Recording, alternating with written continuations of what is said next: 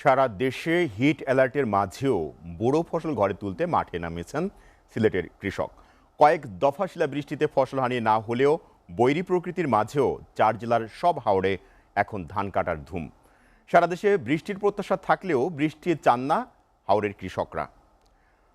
কৃষি বিভাগের সহায়তা ছাড়াই এবার সিলেটের হাওরে বোরোর বাম্পার ফলন হয়েছে। সিলেট থেকে আবু তাহির চৌধুরীর প্রতিবেদন। সিলেট বিভাগের 4 জেলায় 4,92,970 মেট্রিক টন চাল উৎপাদনের লক্ষ্যমাত্রা ধরা হয়েছে। এবার লক্ষ্যমাত্রার চেয়ে বেশি উৎপাদিত হচ্ছে চাল।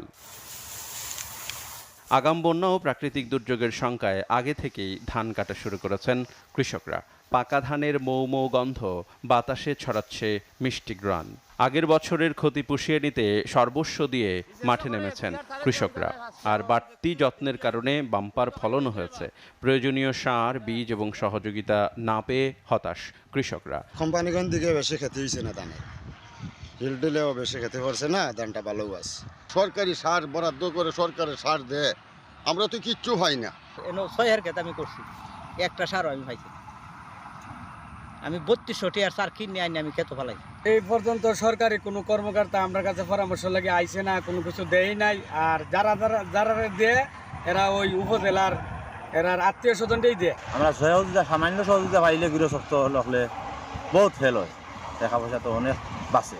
তবে কৃষি সম্প্রসারণ অধিদপ্তর বলছে, বন্যায় ফসলি জমিতে পলির আস্তরণ পড়ায় এমনিতেই উর্বর সিলেট অঞ্চলের ফসলি জমি। পাশাপাশি সিলেট বিভাগের কৃষকদের মধ্যে বর্গা চাষি আনুপাতিক হারে বেশি, তাই উৎপাদন খরচ কমাতে কৃষকরা সারের ব্যবহার কম করেন।